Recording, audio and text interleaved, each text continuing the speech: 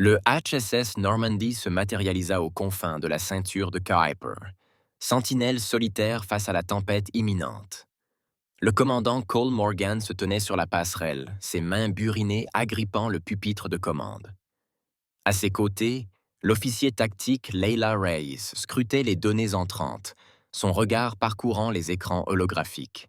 « Plusieurs contacts, monsieur », a rapporté Reyes. Sa voix était stable malgré la gravité de la situation. La flotte de souveraineté approchait, les chiffres étaient hors normes. Morgan hocha la tête, sa mâchoire serrée. « Montrez-moi l'écran principal qui s'est allumé, révélant une mer de mastodontes métalliques avançant vers le système solaire. Des centaines, peut-être des milliers, de navires de guerre souverains évoluaient en formation parfaite, leurs coques luisant d'un éclat surnaturel qui témoignait d'une technologie bien au-delà de la portée de l'humanité. Une véritable fête de bienvenue, marmonna Morgan, une pointe d'humour noir dans la voix. Rapport d'étape. La voix de l'ingénieur en chef John Russo grésillait dans les communications. Tous les systèmes sont en ordre, commandant. Elle ronronne comme un chaton. Un chaton face à une meute de loups, ajouta Reyes dans un souffle. Morgan s'autorisa un sourire sinistre. Espérons que ce chaton ait des griffes. À vos postes, tout le monde. Vous connaissez la chanson. Alors que l'équipage se précipitait vers ses positions, la tension crépitait dans l'air comme de l'électricité statique. Le Normandy, le navire de guerre le plus récent et le plus avancé de l'humanité, s'apprêtait à affronter son épreuve ultime. Pourtant, vu de l'extérieur, il paraissait ridiculement dépassé. Un vaisseau solitaire face à une armada. À bord du vaisseau amiral de la souveraineté, le haut commandant Horace Dune observait le vaisseau humain solitaire, avec un mélange de curiosité et de dédain. Ses yeux segmentés se plissèrent tandis qu'il s'adressait à son second.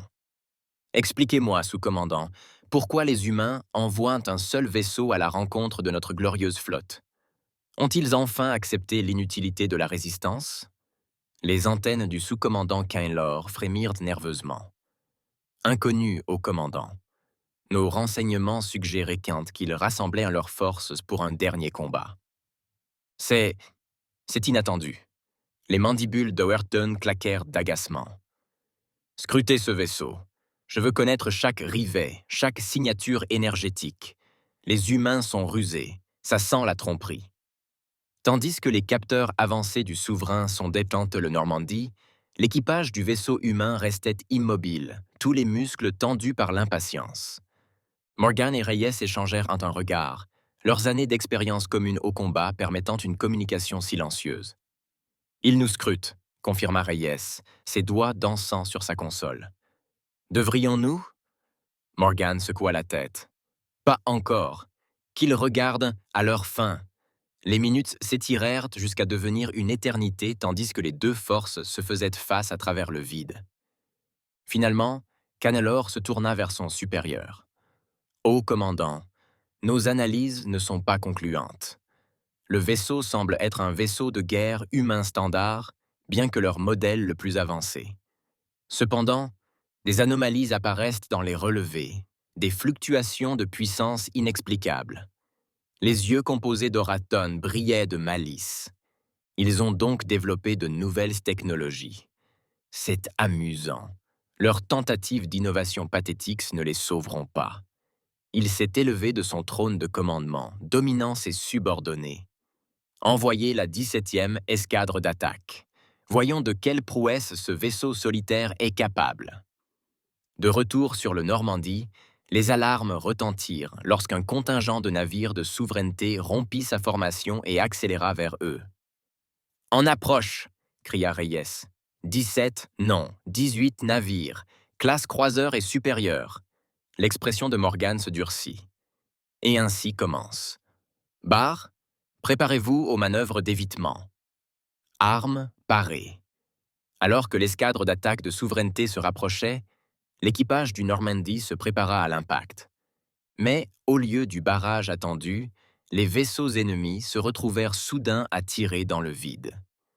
Dans une manœuvre défiant les lois de la physique, le Normandy s'était glissé entre les éclairs de plasma exécutant une série de changements de position rapides qui laissaient des images rémanentes dans son sillage. Quelle sorcellerie est-ce là?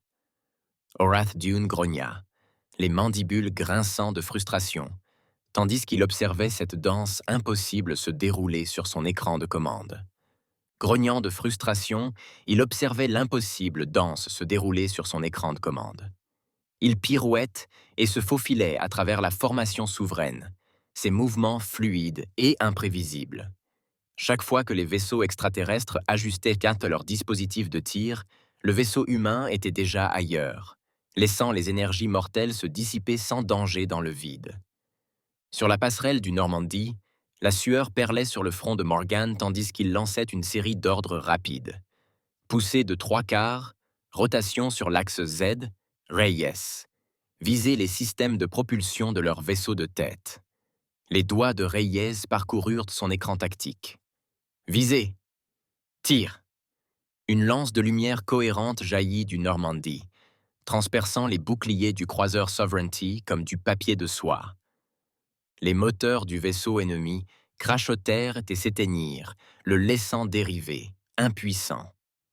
Un de moins, grogna Morgan. Il en restait 17. La bataille continuait, un balai mortel d'ombres et de lumière. Le Normandie semblait anticiper chaque mouvement des vaisseaux de la souveraineté, ripostant par des frappes de précision qui paralysaient plutôt que détruisaient. Ce fut une démonstration de génie tactique qui laissa les commandants extraterrestres sous le choc. Dans la salle des machines, l'ingénieur en chef Russo et son équipe travaillaient d'arrache-pied, réacheminant l'énergie et effectuant des ajustements en une fraction de seconde pour maintenir les systèmes du vaisseau en état de marche. La pression du liquide de refroidissement grimpait en flèche dans le secteur 4, criait le lieutenant Yara Okafor, la peau sombre luisante de transpiration. Russo hocha la tête, ses mains floues sur les commandes techniques. Compensation. Détourner l'énergie auxiliaire vers les dissipateurs thermiques. De retour sur la passerelle, Reyes cria. « Monsieur, ils s'adaptent à nos schémas de manœuvre et calculent de nouveaux algorithmes d'évasion. » Morgan serra les dents. « Faites vite, Lieutenant. On ne peut pas continuer comme ça éternellement. » Comme pour ponctuer ses paroles, un coup oblique d'arme à énergie souveraine fit trembler le vaisseau. Des étincelles jaillirent d'une console voisine, et l'odeur âcre des circuits brûlés emplit l'air. « Rapport d'avarie » aboya Morgan.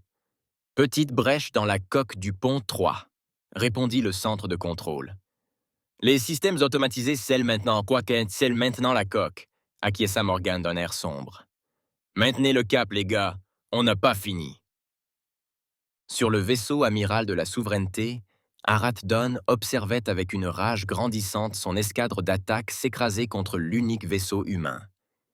Des vaisseaux qui auraient dû rivaliser avec le Normandie se retrouvaient débordés à chaque tournant. « Impossible, rugit-il. Aucun vaisseau humain ne peut se déplacer ainsi. Aucun équipage ne peut réagir avec une telle rapidité. » Kion Lor, les antennes baissées de honte, proposa une explication provisoire. Kain Lor, les antennes baissées de honte, proposa une explication provisoire.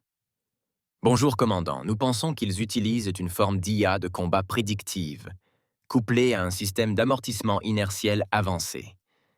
C'est la seule façon d'expliquer leur maniabilité et leur temps de réaction. » Les yeux d'Arat Dun se plissèrent dangereusement.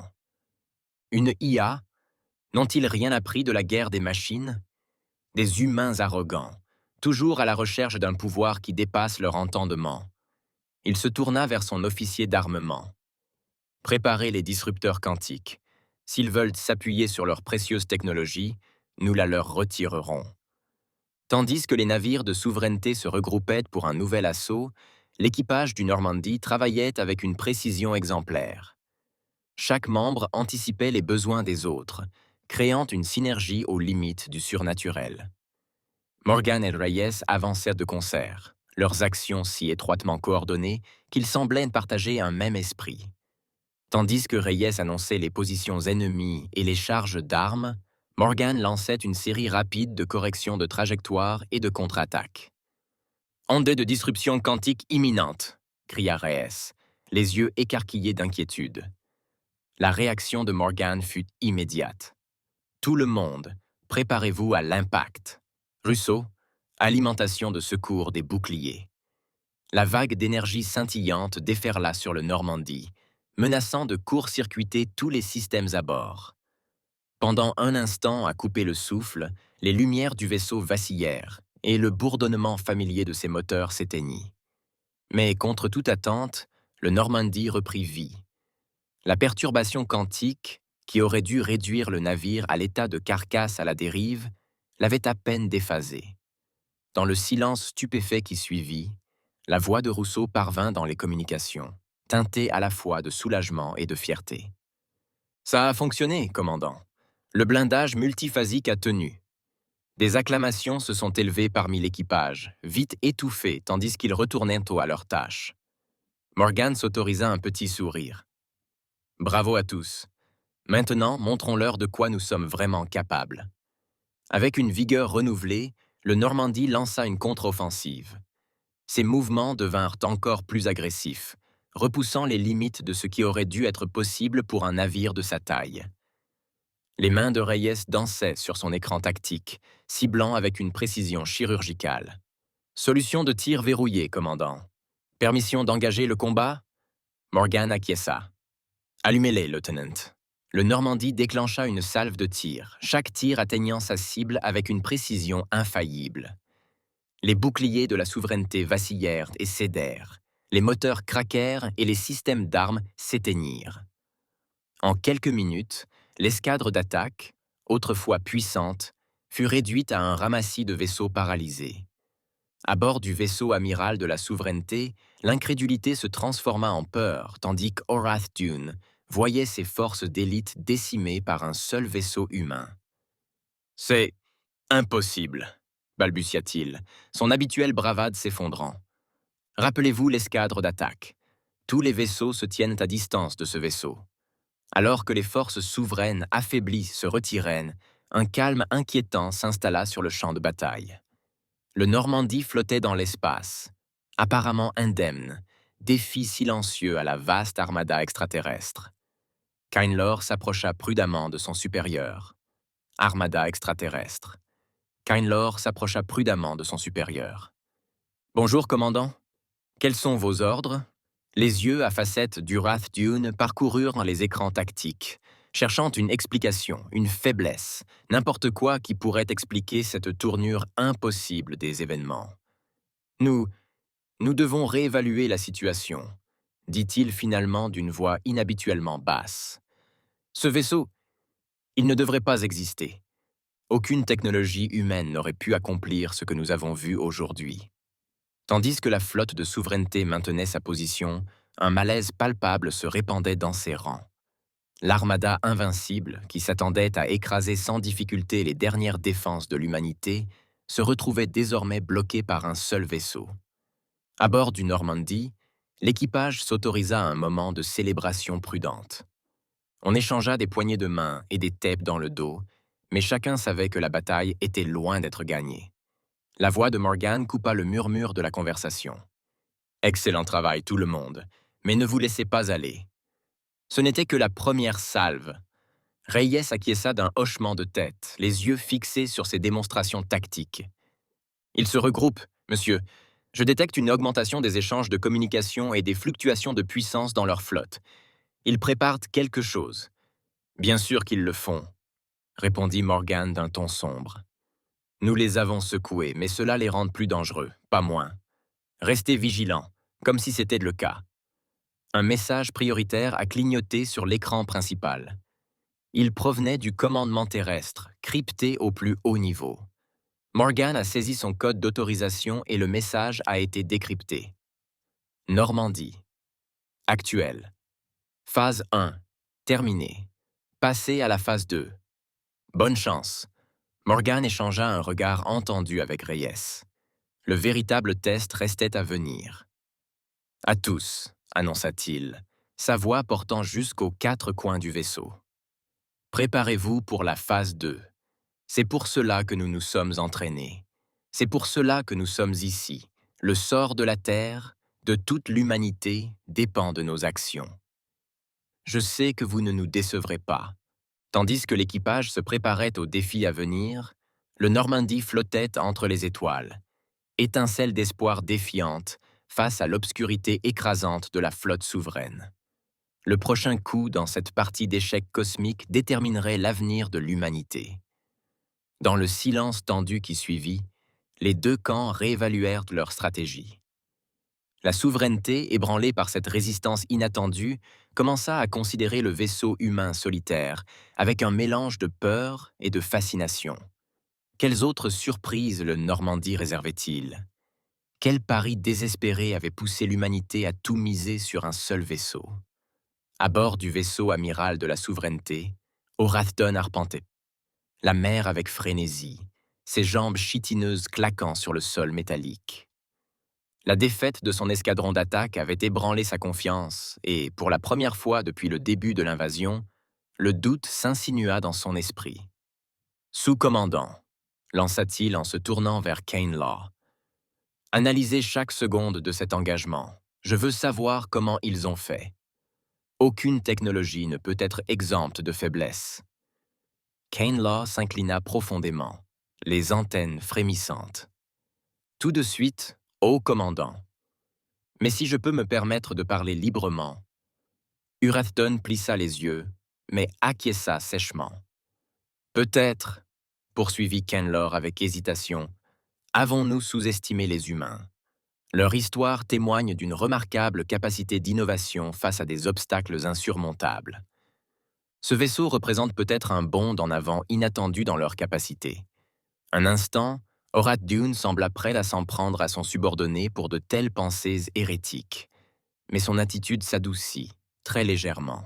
« Tes paroles sont justes, Kainlor. Nous nous sommes complaisamment appuyés sur notre supériorité. » Kainlor. Nous nous sommes complaisamment appuyés sur notre supériorité. Mais pas plus.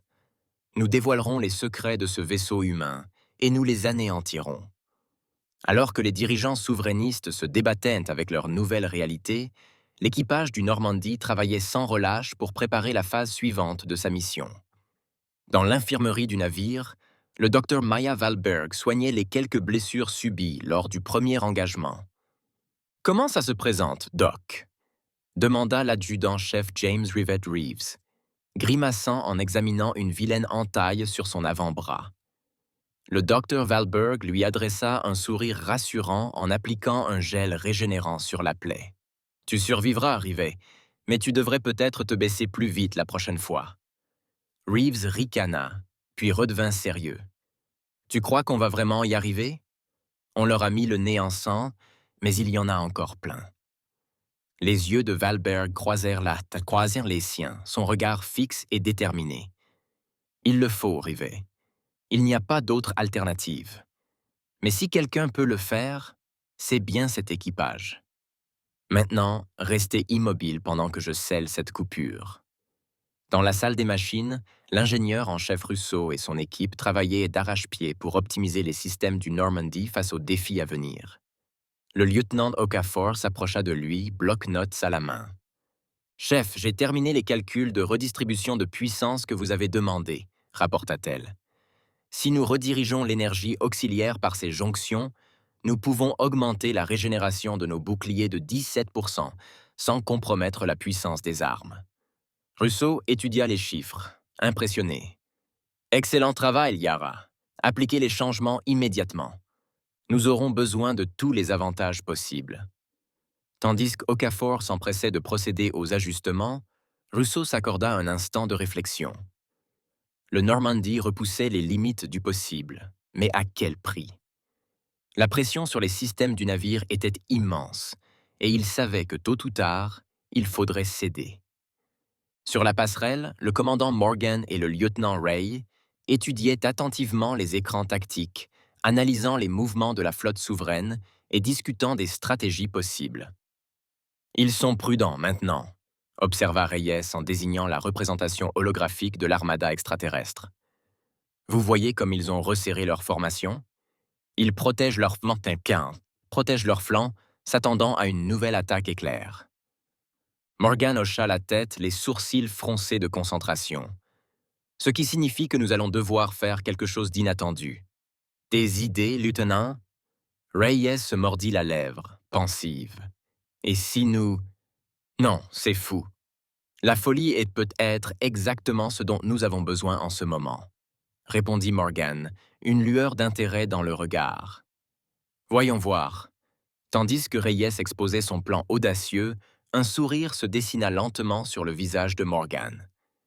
C'était risqué, presque suicidaire, mais ça pourrait marcher. Et surtout, c'était la dernière chose à laquelle la souveraineté s'attendait. Faites en sorte que cela arrive, lieutenant, dit-il finalement, et que les dieux, quels qu'ils soient, aient pitié de nos âmes. Alors que l'équipage du Normandie se préparait à sa prochaine action, la tension montait des deux côtés de ce bras de fer cosmique. Le sort de l'humanité était en jeu, les actions d'un seul vaisseau et de son courageux équipage étant sur le point de faire pencher la balance. La flotte souveraine, vaste et menaçante, se profilait tel un nuage d'orage aux confins du système solaire. Mais au cœur de cette tempête, le doute avait germé. Les envahisseurs, autrefois certains de leur victoire, affrontaient désormais un ennemi qui défiait leur entendement. Et dans le vide qui les séparait, le Normandie attendait, tel David face à une armée de Goliath, prêt à prouver une fois de plus que face à des adversaires insurmontables, l'ingéniosité, le courage et la détermination humains pouvaient accomplir l'impossible. Le décor était planté pour l'acte suivant de ce drame cosmique. Alors que les deux camps se préparaient à l'avenir, une chose était sûre. La bataille pour l'avenir de la Terre était loin d'être gagnée. Il y a 6 mois à peine, le sort de l'humanité ne tenait qu'à un fil, même si peu savaient à quel point leur situation était précaire.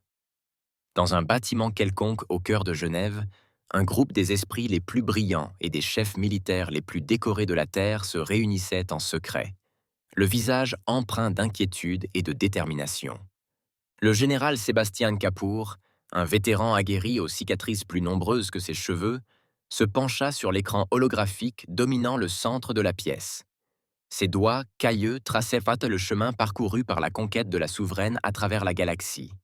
Une vague de destruction qui semblait inéluctable.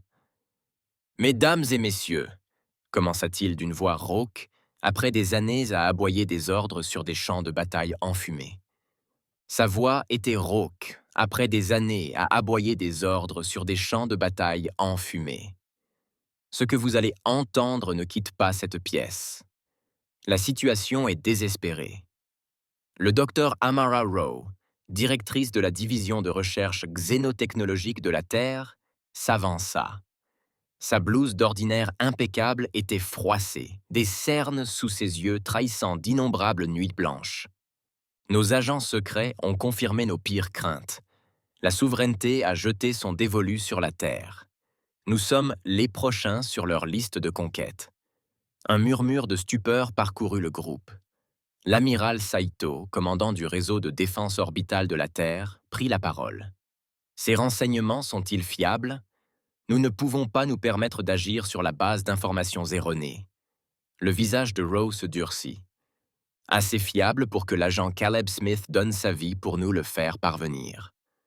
Elle saisit d'une commande sur son bloc de données et une série de transmissions cryptées apparut sur l'écran principal. Ce sont les dernières phases communications que nous avons reçues de notre réseau dans l'espace souverain. Elles dressent un tableau sombre. Tandis que les rapports de renseignement défilaient, un silence stupéfait s'abattit sur la salle. La supériorité technologique de la souveraineté était encore plus grande qu'ils ne l'avaient craint. Leur flotte se déplaçait avec une synchronicité qui confinait à la prémonition.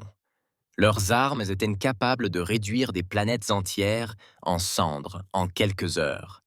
Le colonel Haru Fletcher, chef des forces spéciales terrestres, rompit le silence. Nous avons vu ce qui est arrivé à la Confédération arthurienne, à l'Alliance Sirius. Combien de temps nous reste-t-il? La voix de Rowe était à peine plus qu'un murmure. 3 mois. Peut-être 4, avec un peu de chance. La salle s'est transformée en une cacophonie de voix, la peur et la colère se disputant la domination. Le général Kapoor a frappé la table du poing, un claquement sec réduisant le chaos au silence. « Ça suffit !» rugit-il. « Nous ne sommes pas venus ici pour paniquer. Nous sommes venus pour trouver un moyen de sauver notre espèce. Dr. Rowe, qu'ont découvert d'autres nos agents ?» Rowe prit une grande inspiration et se ressaisit. « Tout n'est pas si mal. Nos agents ont réussi à infiltrer plusieurs centres de recherche clés pour la souveraineté. Nous avons glané des informations sur leur technologie et leurs tactiques. Ce n'est pas grand-chose, mais c'est un début. » Elle sortit un autre jeu de schéma, montrant cette fois le fonctionnement interne d'un vaisseau de guerre souverain. Leurs vaisseaux dépendent fortement de l'intrication quantique pour la communication et le ciblage.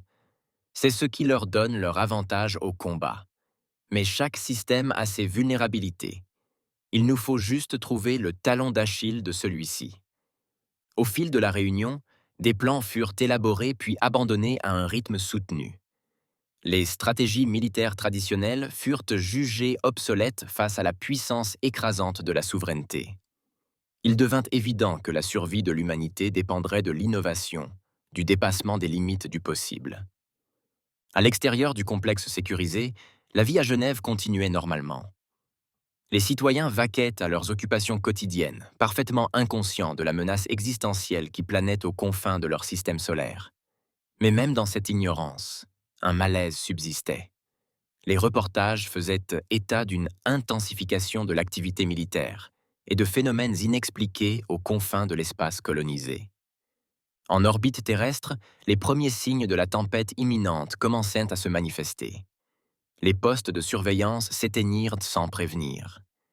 Les relais de communication connurent des interruptions inexpliquées. Chaque incident fut soigneusement étouffé, présenté comme un dysfonctionnement technique ou une éruption solaire. Les dirigeants terrestres marchaient sur la corde raide, se préparant à la guerre tout en essayant désespérément d'éviter la panique. De retour dans la salle de guerre, l'amiral Saito exposait l'état actuel des défenses terrestres. Nos plateformes orbitales sont redoutables, mais face à la puissance de feu de la souveraineté, elles ne résisteraient que quelques minutes.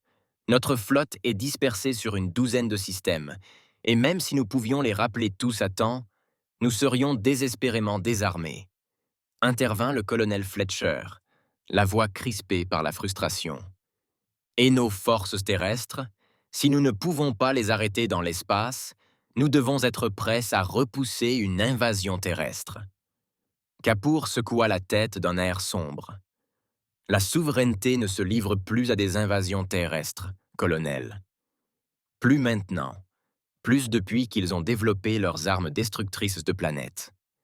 S'ils franchissent nos défenses orbitales, c'est la fin de la partie. Le poids de leur situation pesait sur la salle comme un linceul. L'humanité était au bord de l'extinction, face à un ennemi qui avait anéanti des civilisations bien plus avancées que la leur. Le Dr. Rowe s'éclaircit la gorge, attirant l'attention sur l'écran holographique. « Il y a peut-être une solution », dit-elle avec hésitation. « C'est théorique, hautement expérimental et, franchement, ça frise la folie. » Mais compte tenu de nos options, elle fit apparaître une nouvelle série de schémas, d'équations complexes et de diagrammes qui s'élevaient dans l'air. Nous travaillons sur un projet, nom de code Excalibur.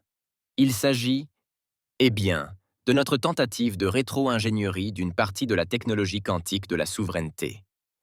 La salle vibrait d'un mélange d'excitation et de scepticisme. L'amiral Saito se pencha en avant, les yeux plissés. « Et vous pensez que cet Excalibur pourrait nous donner un avantage contre la souveraineté ?» Rowe hocha la tête, son excitation grandissant tandis qu'elle expliquait. « En théorie, oui, mais il ne s'agit pas de construire une super-arme. Ce que nous proposons est plus subtil. » Tandis qu'elle exposait les bases du plan, les visages dans la salle passèrent de l'incrédulité à un espoir prudent.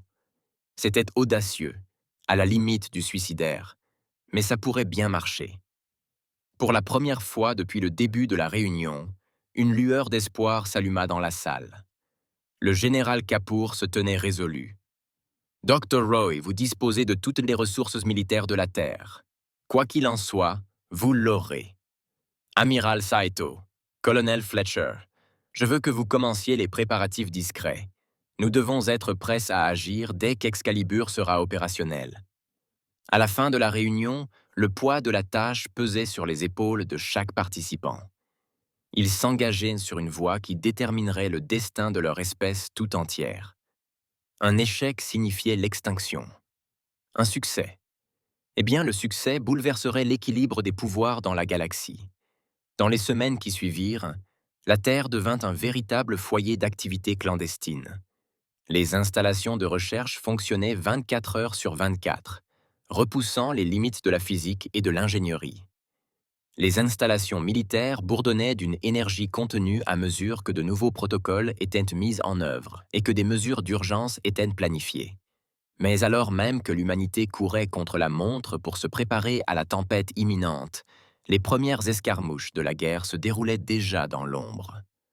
Aux confins du système solaire, des sondes furtives des deux camps se livrent à un jeu mortel du chat et de la souris. Les postes d'écoute de l'espace lointain de la Terre s'efforcent d'intercepter et de décoder les communications de souveraineté, chaque fragment de renseignement étant potentiellement vital à leur survie. Dans une installation secrète sous le désert d'Atacama, une équipe de hackers et de spécialistes en IA, parmi les plus talentueux de la Terre, travaille sans relâche pour pénétrer les réseaux quantiques de souveraineté. Leur mission était aussi cruciale que dangereuse. Diffuser de fausses informations, semer la confusion et faire gagner un temps précieux à la Terre.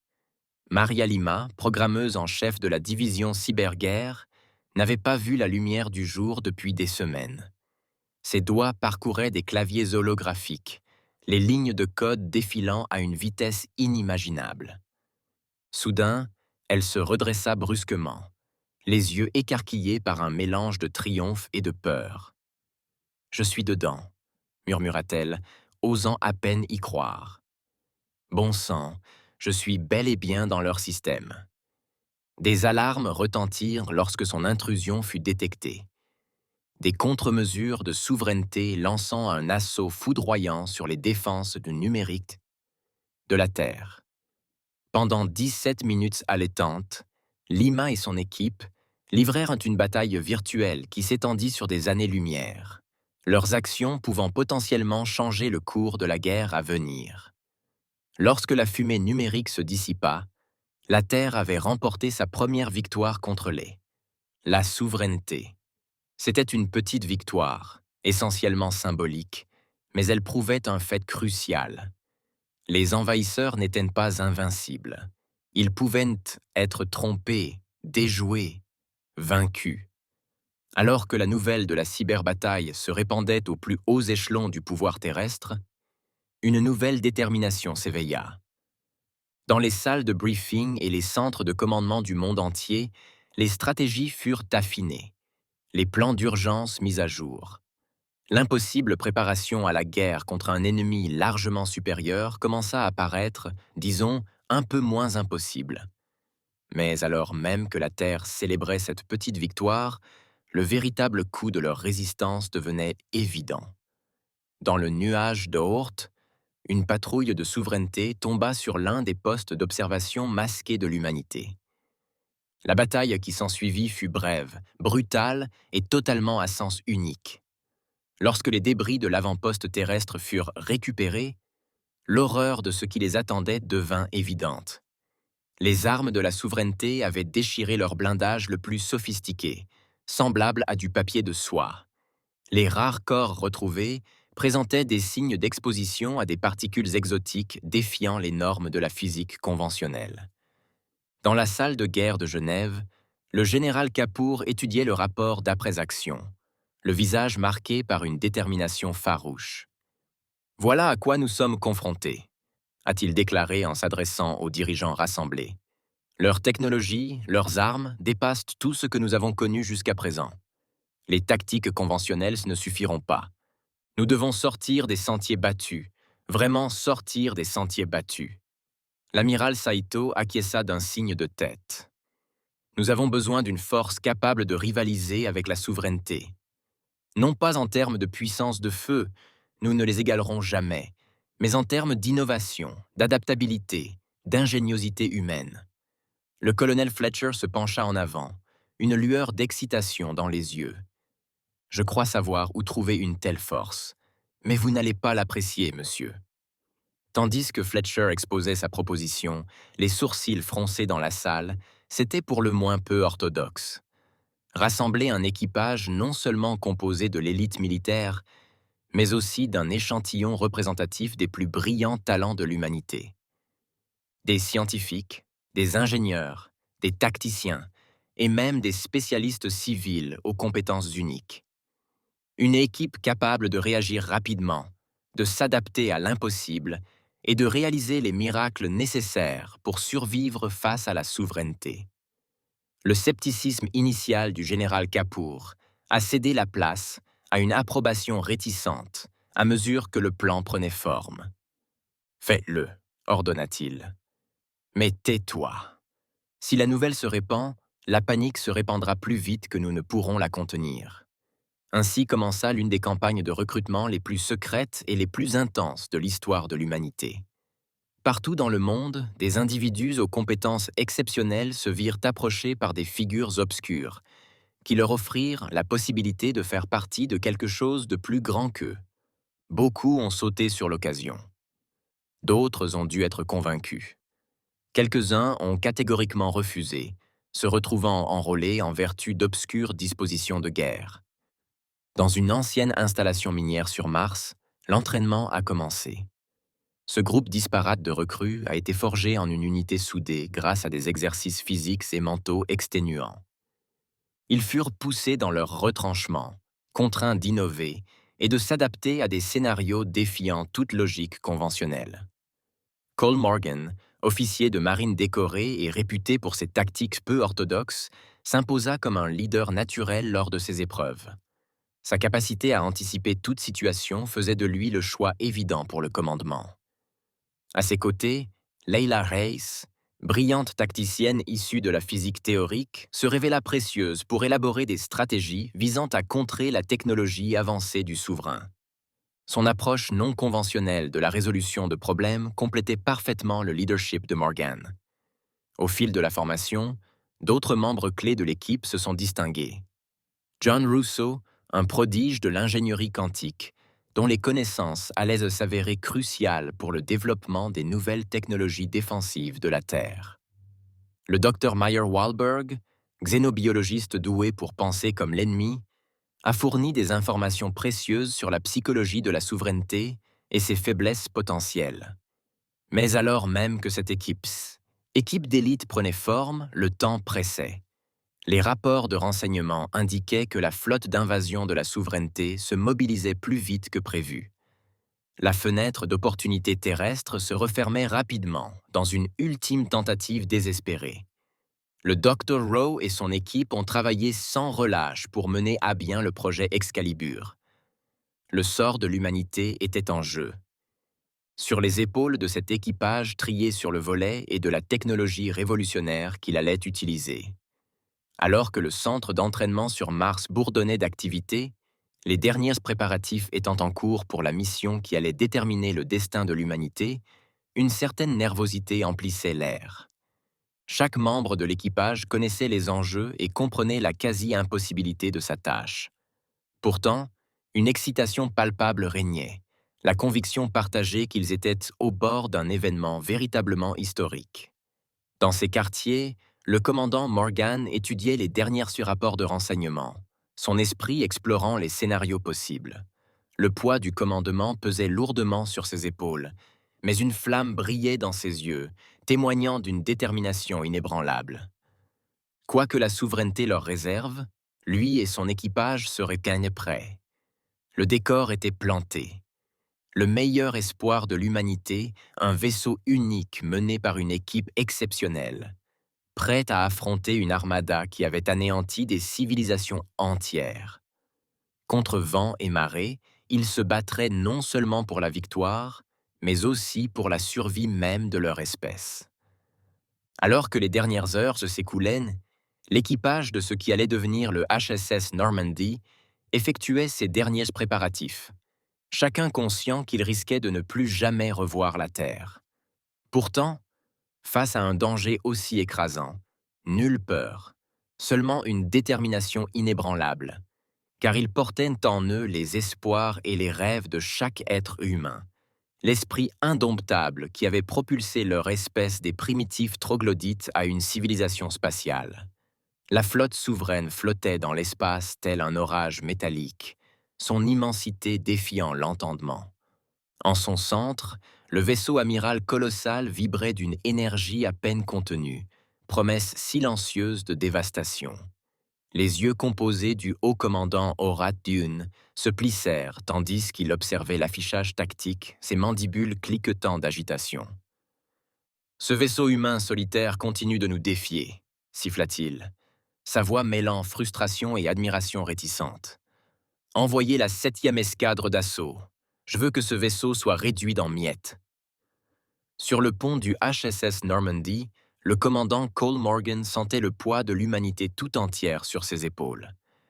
La sueur perlait sur son front tandis qu'il aboyait ses ordres, la voix ferme malgré le chaos qui l'entourait. En approche. Plusieurs ennemis. Vecteur 227 par 115. Le lieutenant Leila Reyes, les doigts dansant sur la console tactique, répondit sans lever les yeux. « Je les vois, monsieur.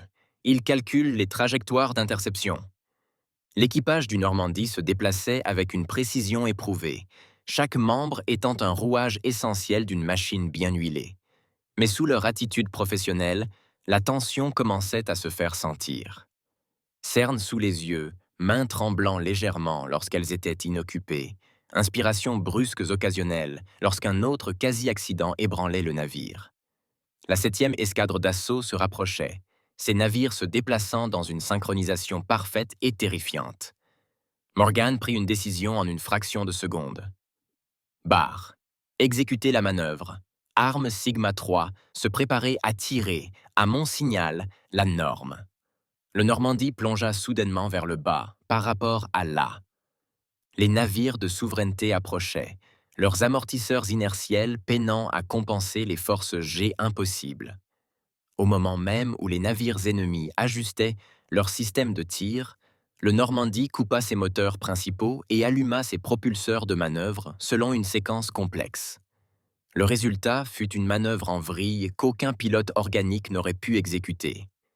Aucun navire conventionnel n'aurait pu y résister.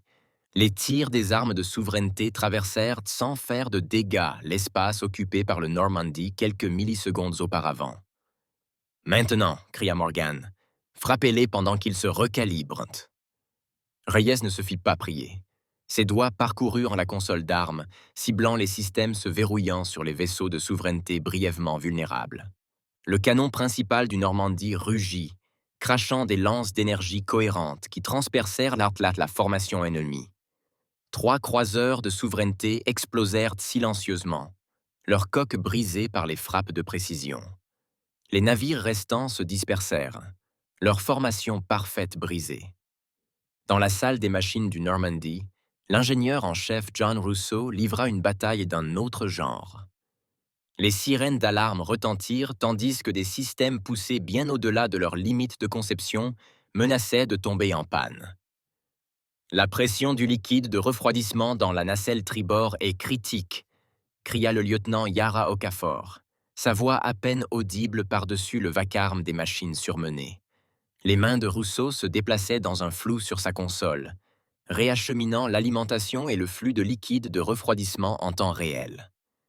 Détournement de l'énergie auxiliaire pour compenser. Yara, j'ai besoin que tu évacues manuellement l'excès de chaleur de la jonction 17B. Tandis qu'Okafor s'empressait d'obtempérer, Rousseau s'autorisa un sourire sinistre. Il maintenait le Normandie en place grâce à la salive et au fil de fer, mais ils y parvenaient.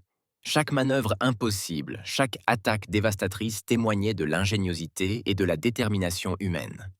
De retour sur la passerelle, le docteur Maya Valberg surveillait les signes vitaux de l'équipage, sa formation médicale entrant en conflit avec son sens du devoir. Le niveau de stress qu'elle constatait était largement au-dessus du rouge, bien au-delà de ce qu'un humain devrait supporter, mais ils n'avaient pas le choix.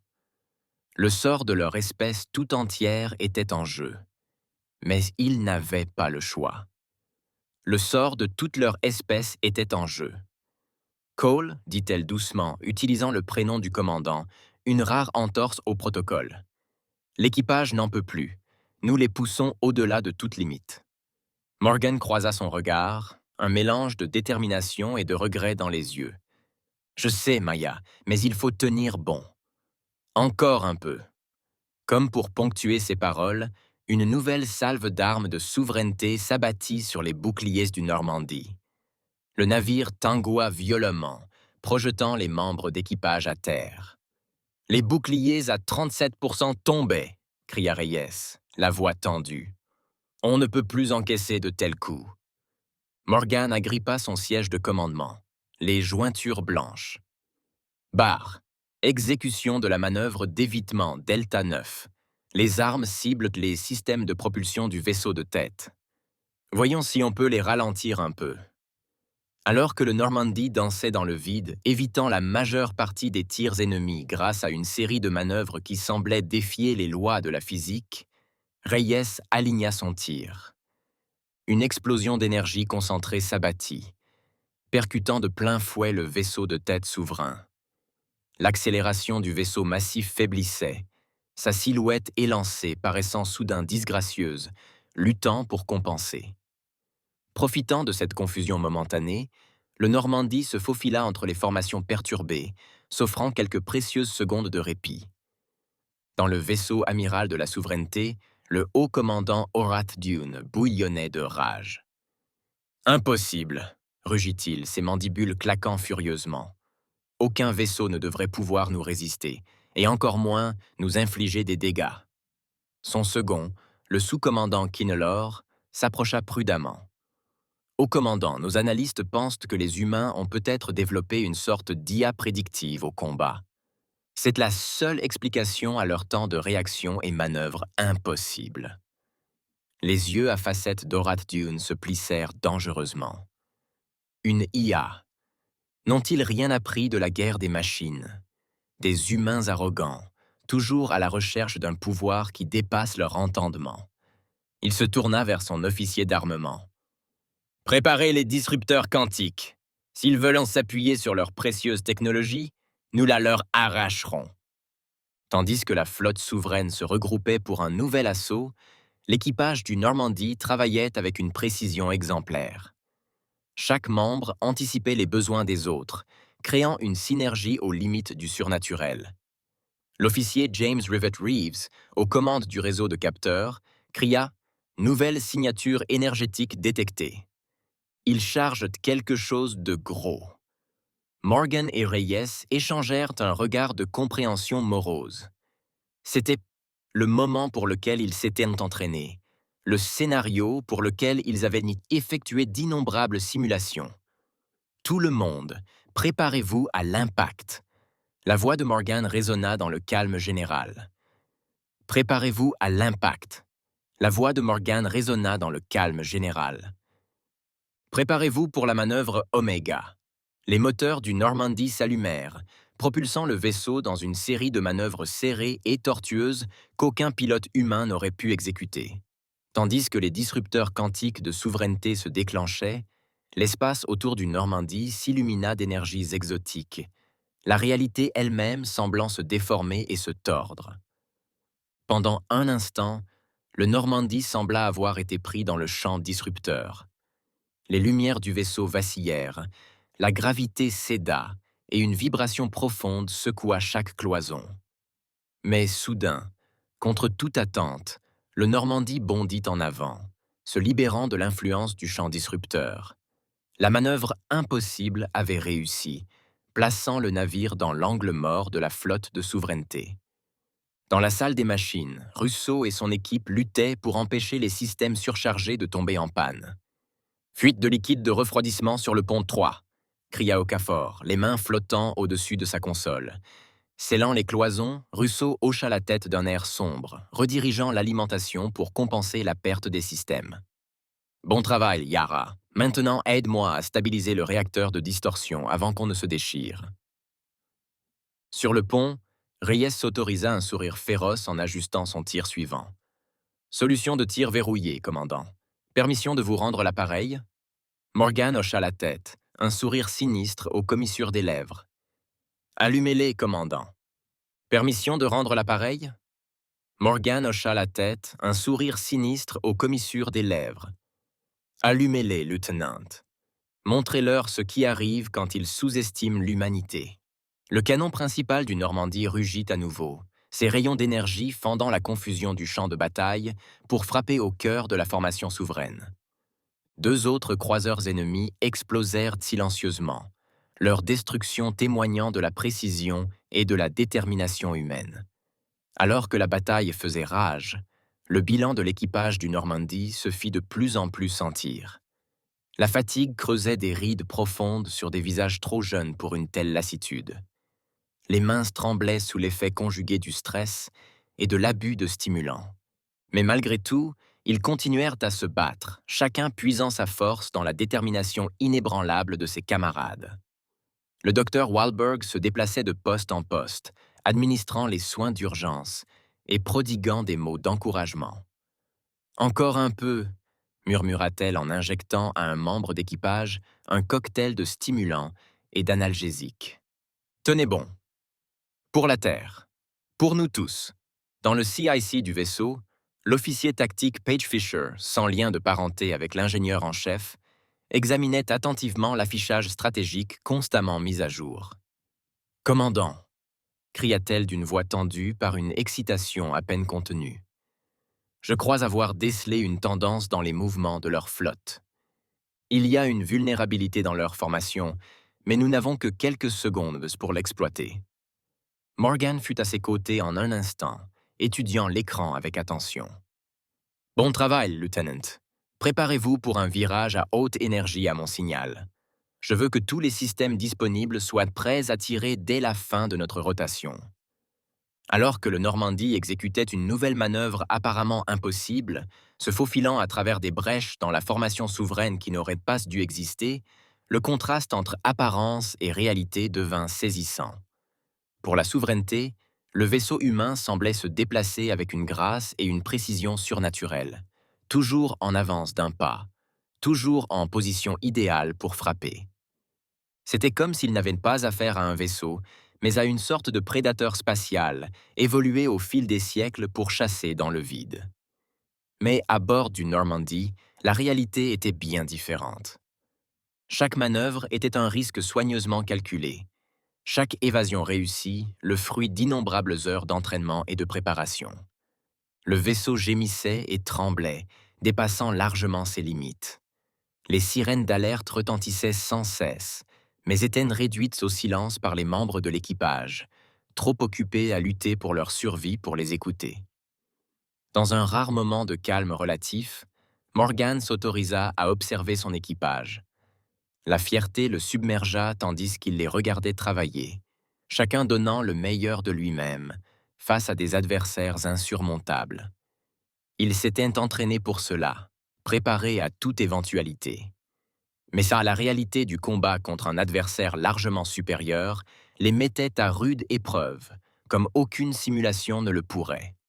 Il pensa à Reyes, dont le génie tactique transparaissait dans chaque frappe précise et chaque esquive de dernière minute. De Russo accomplissant des miracles dans la salle des machines pour maintenir en marche leur système surchargé, du Dr. Wahlberg, dont les compétences médicales et la compassion inébranlable maintenaient l'équipage uni, corps et âme.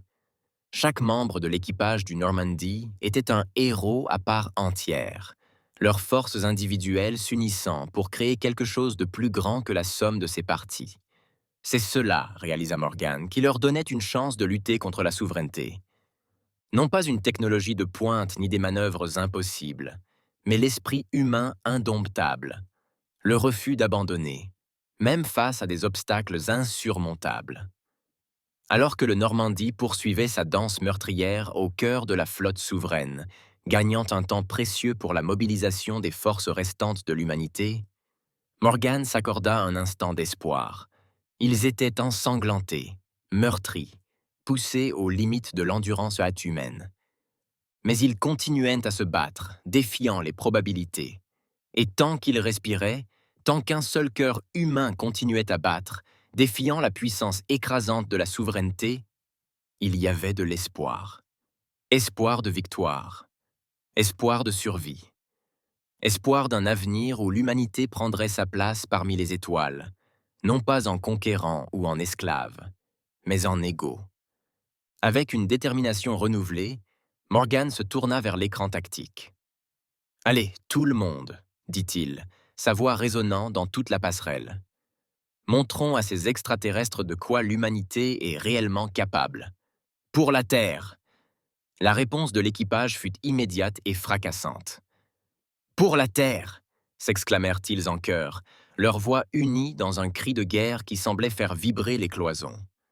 Ainsi, le Normandie continua de se battre, navire solitaire contre une armada, portant avec lui les espoirs et les rêves de toute une espèce. La bataille était loin d'être terminée, l'issue encore incertaine. Mais à cet instant, alors que l'ingéniosité et la détermination humaine tenaient bon face à la puissance technologique de la souveraineté, une chose devint claire. L'humanité ne s'en irait pas tranquillement dans la nuit. Quelques semaines avant la confrontation fatale du Normandie avec la flotte de souveraineté, la tension était palpable dans la salle de guerre souterraine de Genève. Les esprits les plus brillants et les chefs militaires les plus décorés du monde s'étaient réunis une fois de plus, cette fois pour dévoiler le dernier et désespéré espoir de survie de l'humanité. Le docteur Amara Rowe se tenait devant l'Assemblée, sa blouse habituelle remplacée par un uniforme militaire impeccable. Des cernes sous ses yeux trahissaient d'innombrables nuits blanches, mais sa voix était claire et forte lorsqu'elle s'adressa à l'Assemblée. « Mesdames et messieurs, ce que je vais vous montrer est l'aboutissement d'années de recherche, d'innombrables sacrifices et d'un désespoir certain. » D'un geste, elle fit apparaître l'écran holographique d'un appareil qui ressemblait à un croisement entre un accélérateur de particules et le noyau d'une étoile. Voici le générateur d'impulsion électromagnétique quantique, ou QIMP. Le silence retomba dans la salle, tous les regards rivés sur l'hologramme tournant lentement. L'amiral Saito se pencha en avant, les sourcils froncés. « Et ça, QIMP, c'est notre solution miracle contre la souveraineté ?» L'expression de Rowe se durcit. « En théorie, oui. Mais les risques ? Eh bien, ils sont considérables. » Elle appuya sur une commande et l'hologramme s'agrandit, montrant le fonctionnement interne du QIMP dans ses moindres détails. Le QIMP fonctionne en générant une impulsion de particules quantiques intriquées. Lorsqu'elle explose, elle crée un effet de cascade qui perturbe toute technologie avancée dans son rayon. Boucliers, armes, systèmes de propulsion, tout est rendu inutile. Le général Kapoor plissa les yeux. « Trop beau pour être vrai, docteur. Où est le piège ?» Rowe prit une profonde inspiration. Le piège, général, est double. Premièrement, les besoins énergétiques sont astronomiques. On parle du type de puissance produite par une étoile en nova. Deuxièmement, si la souveraineté détecte cette technologie avant que nous puissions l'utiliser, elle s'adaptera. Nous perdrons notre seul avantage. La salle s'est transformée en une cacophonie de voix, de questions et d'objections fusant de toutes parts. Rowe leva les mains, demandant le silence. « Laissez-moi finir, s'il vous plaît. Nous avons trouvé une solution aux deux problèmes, mais... Eh bien, ce ne sera pas facile à avaler. » Sur un autre ordre, l'hologramme se modifia, révélant la silhouette familière d'un vaisseau spatial. Sous le regard des dirigeants rassemblés, le dispositif QMP sembla fusionner avec le cœur du moteur du vaisseau, devenant partie intégrante de sa structure. Nous avons intégré le QEMP au cœur même de notre vaisseau le plus avancé, le HSS Normandy, expliqua Rowe. En le reliant directement au moteur quantique, nous pouvons masquer sa signature énergétique. Aux yeux du Sovereignty, il ne ressemblera à rien d'autre qu'à un système de propulsion expérimental. Le colonel Fletcher se pencha en avant, le regard perçant, et les besoins en énergie. L'expression de Rowe devint sombre. C'est là que les choses se compliquent. Le réacteur du vaisseau seul ne suffit pas. Il nous faut une énorme poussée d'énergie pour déclencher le Q-Amp à pleine puissance. Le genre d'énergie qu'on observerait lors d'une collision, conclut l'amiral Saito d'une voix à peine plus forte qu'un murmure. Vous parlez d'une mission suicide. Un silence de mort s'installa dans la salle tandis que les implications s'imposaient. Rowe hocha lentement la tête. Pas n'importe quelle collision. Une collision au moment précis où un saut quantique se produisait. L'énergie libérée serait... Eh bien, elle serait suffisante. Le général Kapoor frappa du poing la table. C'est de la folie. On ne peut pas demander à nos hommes de se sacrifier ainsi. On ne demande à personne. Général. Une nouvelle voix trancha la tension. Tous les regards se tournèrent pour voir le commandant Cole Morgan entrer dans la pièce, suivi de près par le lieutenant Leila Reyes. Tous deux arboraient une expression de détermination farouche. Sauf votre respect, poursuivit Morgan, ce n'est pas à vous de décider. C'est à nous, et nous l'avons prise. Reyes s'avança, le regard brûlant d'une intensité féroce. Le Normandie est notre navire, son équipage, notre famille. Si quelqu'un doit l'emmener au combat, ce sera nous. La salle s'embrasa à nouveau, les arguments fusant. Mais face à la polémique, Morgan et Reyes tinrent bon, leur détermination inébranlable. Lentement, les voix s'éteignirent, remplacées par un respect et une admiration réticente. L'amiral Saito fut le premier à rompre le silence. Vous comprenez pourquoi vous vous portez volontaire. Vos chances de survie sont inexistants, termina Reyes à sa place. Nous le savons, mais les chances de survie de l'humanité sont encore plus faibles si nous ne le faisons pas. Morgan acquiesça. Nous avons effectué les simulations, étudié les informations. C'est notre meilleure chance, notre seule chance, d'arrêter la souveraineté avant qu'elle n'atteigne la Terre. Alors que la gravité de la situation s'installait dans la salle, le Dr. Rowe s'éclaircit la gorge. Il y a encore une chose que vous devez savoir. Elle a apporté un nouveau jeu de schéma, montrant la configuration du pont du Normandie. Compte tenu de la précision requise pour cette mission, nous avons déterminé que vous avoir tous les deux aux commandes augmenterait considérablement nos chances de succès. Reyes haussa un sourcil. Nous deux? Sur la passerelle? Rowe hocha la tête. Vos compétences sont complémentaires. Commandant Morgan, votre expertise en manœuvres tactiques et en perception spatiale est inégalée. Quant au lieutenant Reyes, votre maîtrise des systèmes d'armes et des algorithmes de ciblage prédictif est sans égal. Ensemble, vous représentez la meilleure chance pour l'humanité de réaliser ce miracle. Les deux officiers échangèrent un regard, des années de respect et de confiance mutuelle s'écoulant entre eux en un instant. Puis, d'un commun accord, ils se tournèrent vers les dirigeants rassemblés et hochèrent de la tête. « On est partant », dit simplement Morgan. « Jusqu'au bout », ajouta Reyes. Les heures suivantes furent un tourbillon de discussions tactiques et de préparatifs de dernière minute. À mesure que les détails du plan étaient peaufinés, la dynamique unique entre Morgan et Reyes devenait de plus en plus évidente. L'approche du pilotage de Morgan était presque artistique, s'appuyant sur son intuition et une compréhension approfondie des relations spatiales. Il pouvait visualiser mentalement des manœuvres complexes, traçant des trajectoires qui semblaient défier les lois de la physique.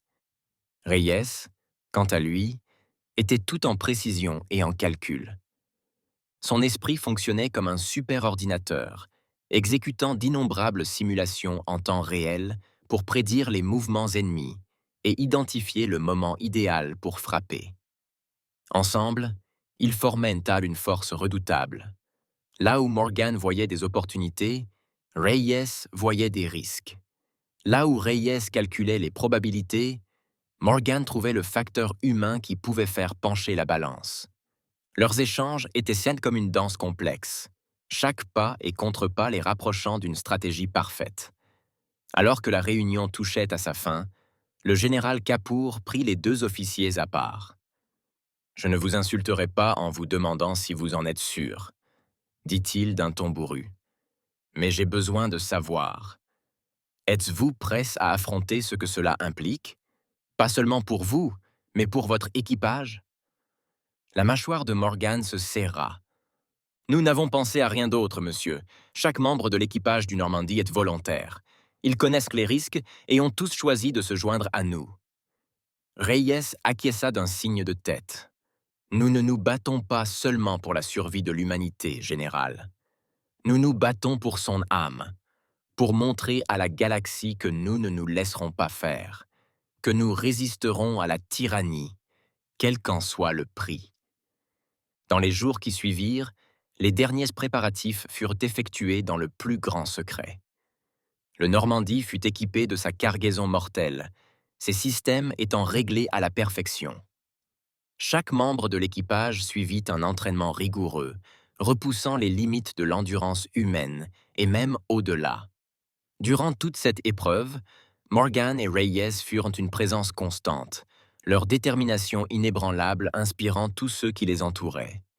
Ils travaillaient sans relâche, peaufinant leur stratégie, effectuant des simulations et se préparant à toutes les éventualités. Mais dans les moments de calme, lorsque le poids de leurs responsabilités menaçait de les submerger, ils trouvèrent de la force l'un dans l'autre. Un regard échangé, un hochement de tête compréhensif, une main sur une épaule, de petits gestes qui en disaient long sur le lien qui les unissait.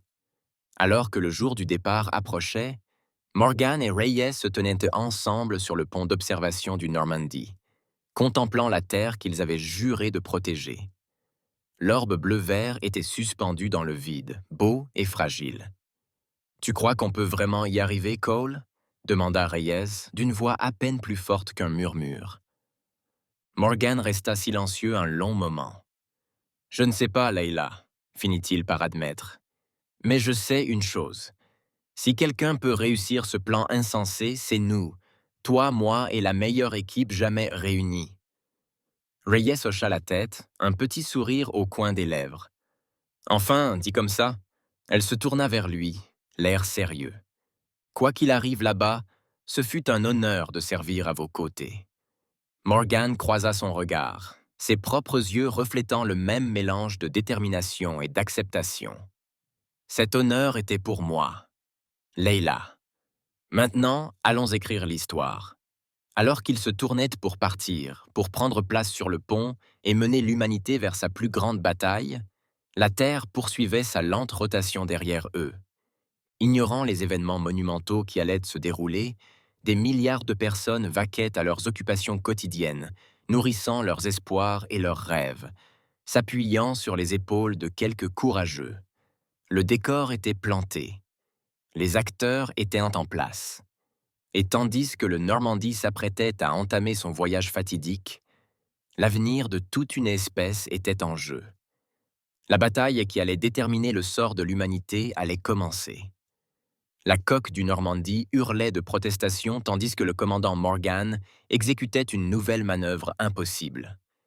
Le navire filait en vrille sous une pluie de tirs ennemis, ses boucliers vacillant dangereusement à chaque tir manqué. « Boucliers à 3%, hurla le lieutenant Reyes par-dessus la cacophonie des alarmes. Brèche de coque sur les ponts 3-7. On n'en peut plus, Cole. Morgan serra les mâchoires en observant l'affichage tactique. La flotte de souveraineté les encerclait. Un vaste réseau de tirs meurtriers se rapprochant de tous côtés. Mais là, au centre de la formation ennemie, se profilait leur cible, l'imposant vaisseau mère de la souveraineté.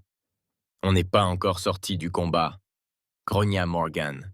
« Reyes, dirigez toute l'énergie non essentielle vers les moteurs et les armes. Nous allons percer leur ligne. » Reyes hocha la tête d'un air sombre, ses doigts s'effleurant sa console. « Oui, commandant, mais notre intégrité structurelle est cruciale.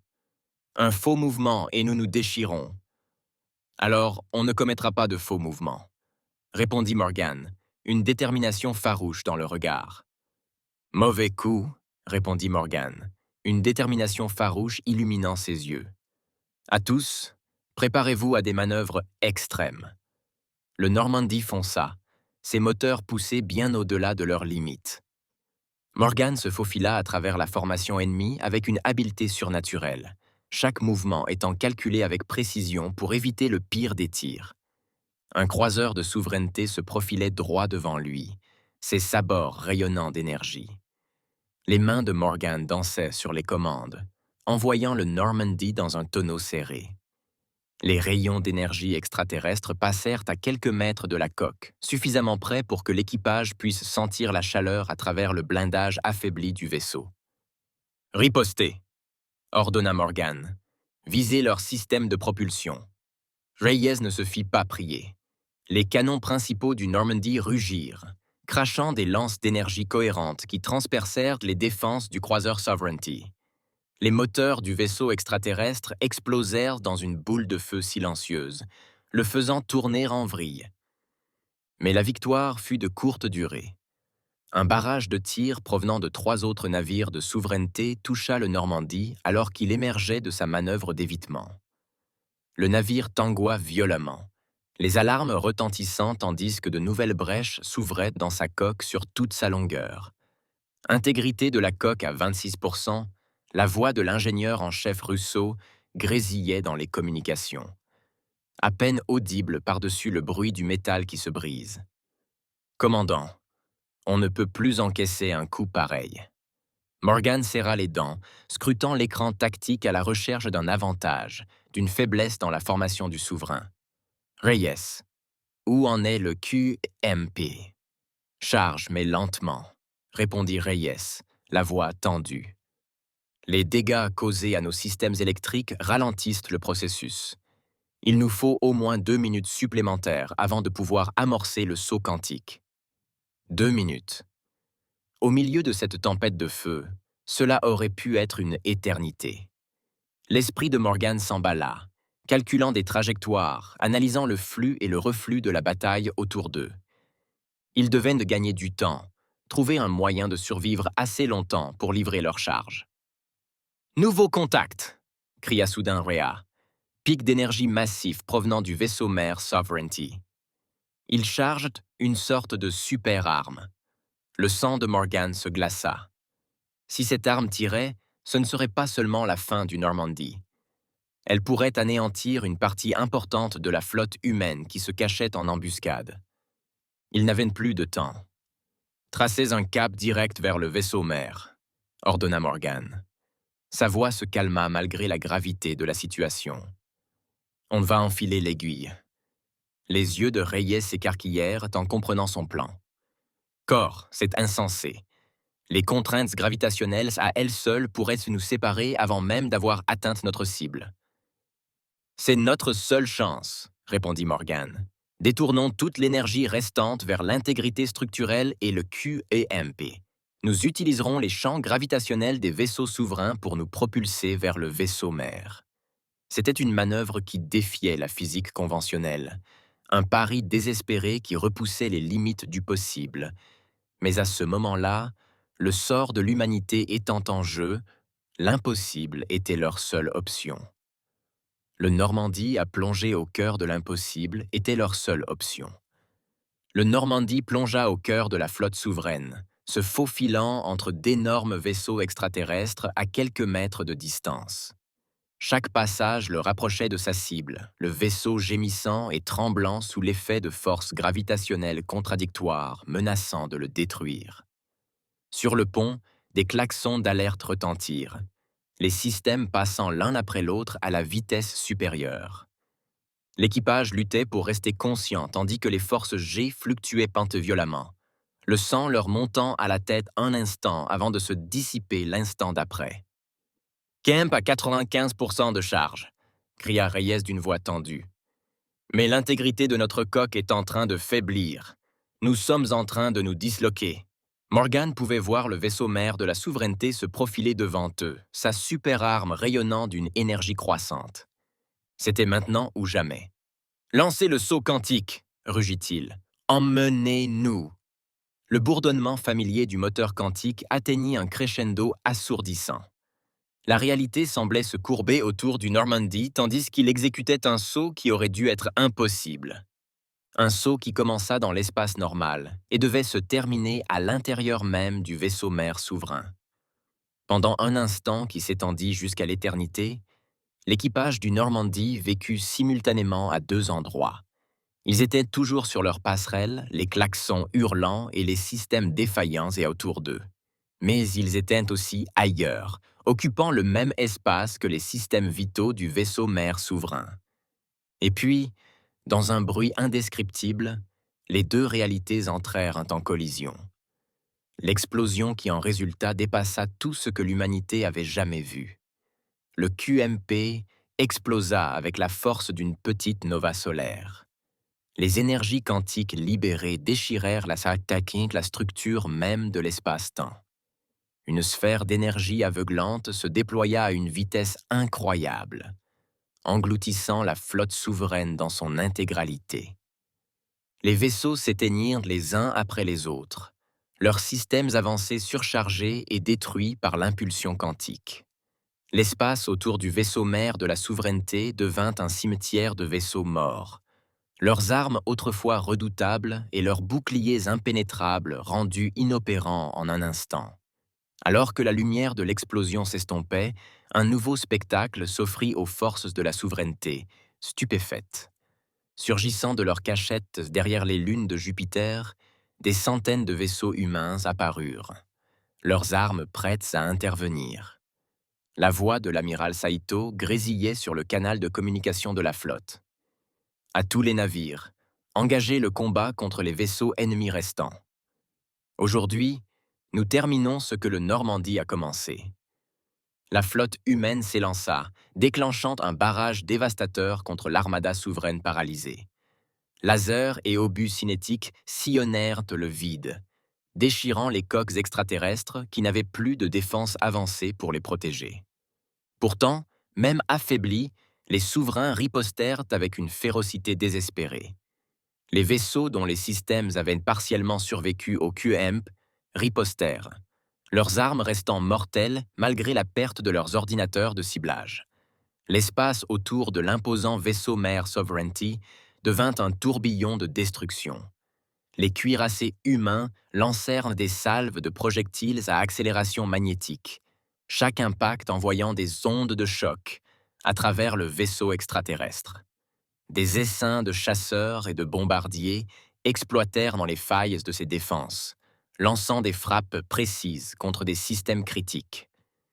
L'amiral Saito coordonna l'assaut avec une précision glaciale, son génie tactique transparaissant à la tête de la flotte humaine. Groupe de combat Alpha, concentrez vos tirs sur les moteurs de votre vaisseau amiral.